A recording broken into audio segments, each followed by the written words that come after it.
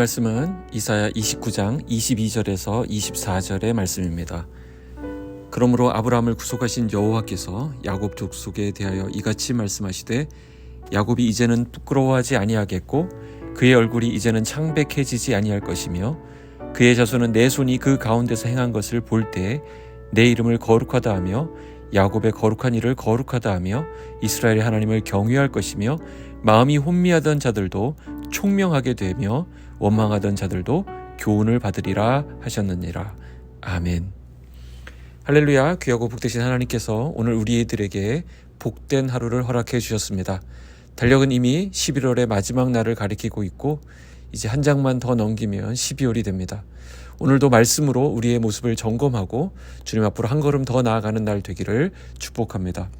오늘은 특별히 영신요고 체프를 우리 빗소금이 섬깁니다. 선포되는 말씀과 전도물품 전달을 통해서 학생들의 마음밭에 예수 그리스도의 선명한 복음이 심겨지기를 기도해 주시기 바랍니다. 이사야 선지자는 유다 백성의 어리석음을 보고 놀라고 있습니다. 그들에게는 여호와의 지식을 가르치는 레위인들이 있었고 또한 하나님에게서 직접 메시지를 받아 그들에게 전하는 선지자들도 많았습니다. 말씀을 들을 수 있었던, 그래서 하나님으로부터 계시의 온갖 축복을 받았던 이 사람들, 과연 지혜와 지식이 있는 백성일 것으로 누구나 기대할 수 있었습니다. 그러나 슬프게도 그 나라는 정반대의 모습을 보였습니다. 9절에 보시면 너희는 놀라고 놀라라. 너희는 맹인이 되고 맹인이 되라. 그들의 취함이 포도주로 말미암음이 아니며 그들의 비틀거림이 독주로 말미암음이 아니니라. 무슨 말인가요? 타락한 그들은 마치 취한 사람처럼 그들이 현재 받고 있는 하나님의 책망을 깨닫지 못하고 있습니다. 하나님의 말씀을 깨닫지 못하는 것이 바로 술 취한 모습과 같다는 말입니다.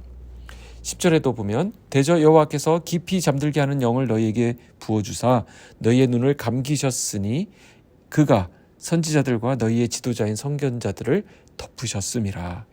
여기 보십시오. 그들의 눈이 감겨진 상태라는 것입니다. 진리의 말씀에 대해 눈이 감기면 어떻게 됩니까? 영적인 분별력을 잃어버리게 됩니다. 잠언 23장에 보면 그래서 술 취한 사람은 사람이 나를 때려도 아프지 않다라고 말하는 것을 볼 수 있습니다.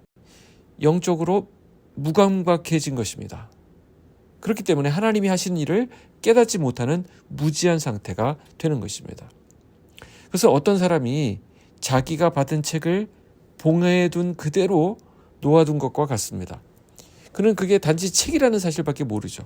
이게 정말 안타까운 일인데요. 마치 글을 몰라서 못 읽는 사람처럼 말씀의 책을 받아두었는데도 읽지 못하는 것입니다. 영적인 무감각은 성경 말씀이 덮여있는 것으로부터 시작합니다. 오늘 이 아침 성경 말씀을 펴서 거기에 담긴 하나님의 마음을 읽어보는 은혜가 있기를 바랍니다. 부흥의 시작은 말씀의 회복으로부터 출발한다는 사실입니다. 이사야 선지자는 형식적이고 위선적인 자들을 주님의 이름으로 경고합니다. 유명한 말씀이죠. 13절입니다. 주께서 이르시되 이 백성이 입으로는 나를 가까이하며 입술로는 나를 공경하나 그들의 마음은 내게서 멀리 떠났나니 그들이 나를 경외함은 사람의 계명으로 가르침을 받았을 뿐이라.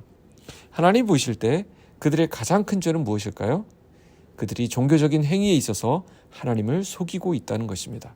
그래서 입술로만 하나님을 공경한다고 하면서 그 마음은 떠나 있는 것입니다. 하나님은 사람의 중심을 보시는 분이십니다. 그렇기에 마음을 아시는 분이 외형과 인간의 가식에 속을 실리 만무하죠. 우리에게 있어서 정말 어려운 부분인데요. 하나님은 우리의 앉고 일어섬을 아시고 내가 하는 모든 말과 행동의 동기를 아시는 분이십니다. 18절 19절 보실까요? 그날에 못 듣는 사람이 책의 말을 들을 것이며 어둡고 캄캄한 데에서 맹인의 눈이 볼 것이며 겸손한 자에게 여호와로 말미암아 기쁨이 더하겠고 사람 중 가난한 자가 이스라엘의 거룩하신 이로 말미암아 즐거워하리니. 하나님은 지금 엄청난 변화를 예고하고 계십니다.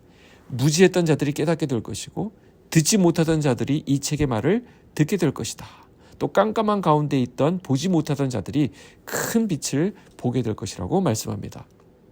그래서 어떻게 됩니까? 그 백성의 수치가 벗겨지게 된다는 것입니다. 더 이상 부끄러워하지 않게 되고요. 하나님을 예배하는 온전한 회복이 있게 될 것임을 말씀합니다. 그래서 24절에 보면 마음이 혼미하던 자들도 총명하게 되며 원망하던 자들도 교훈을 받으리라 하셨습니다. 여기서 비밀이 밝혀집니다.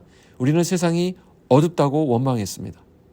시대가 너무 패역하고 시대가 망해간다라고 우리는 자주했습니다. 사람들이 악합니다라고 하소연했습니다. 물론 그런 면도 있습니다.